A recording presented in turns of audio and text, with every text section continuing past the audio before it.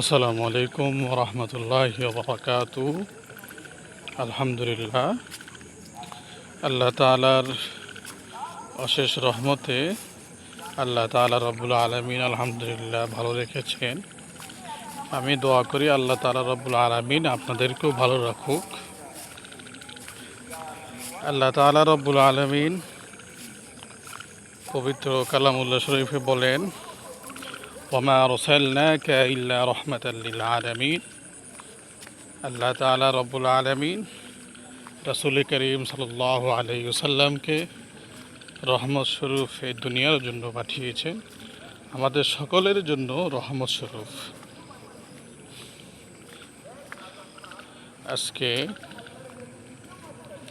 কেউ কোথাও কেউ মিলাদুন্নবী পালন করতেছে, কেউ সিরাতুন্নবী পালন করতেছে। সব কিছুই রাসূল করিম সাল্লাল্লাহু আলাইহি ওয়াসাল্লামকে নিয়ে এই আলোচনা, এই বিড়ম্বনা। আমি মনে করি সকল আলোচনা, সকল বিড়ম্বনা, সকল ধরনের তর্ক জড়গা সব কিছুই আমরা পরিহার করা উচিত। সকলেই এক নবীর উম্মত, সকলেই আমাদের কাবা এক, আমরা মুসলমান।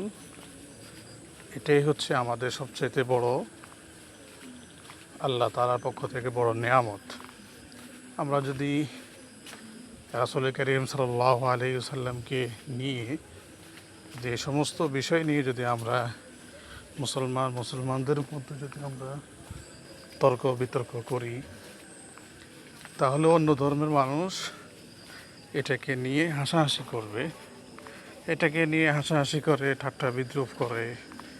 বরঞ্চ আমি মনে করি এই সমস্ত তর্কের পিছনে কিছু এমন মানুষ রয়েছে যারা সবসময় চায় যে উম্মতে মুহাম্মাদির মাঝে একটা বিভক্তি তৈরি হোক, উম্মতে মুহাম্মাদি মাঝে ঝগড়া ফেসাদ সবসময় লেগে থাকুক। সেজন্য সারা পৃথিবীতে আমরা যে যেখানে থাকি না কেন, সকলেই আমরা মহানবী হজরত মুহাম্মদ মুস্তাফা সাল্লাল্লাহু আলাইহি ওয়াসাল্লামের উম্মত হিসাবে আমরা কেউ ওনার বিষয় নিয়ে তর্ক বিতর্কে আমরা না যাই। কেউ মিলাদুন্নবী পালন করবে, কেউ সিরাতুন্নবী পালন করবে, এই সমস্ত বিষয় নিয়ে তর্ক থেকে আমরা বের হয়ে আসি।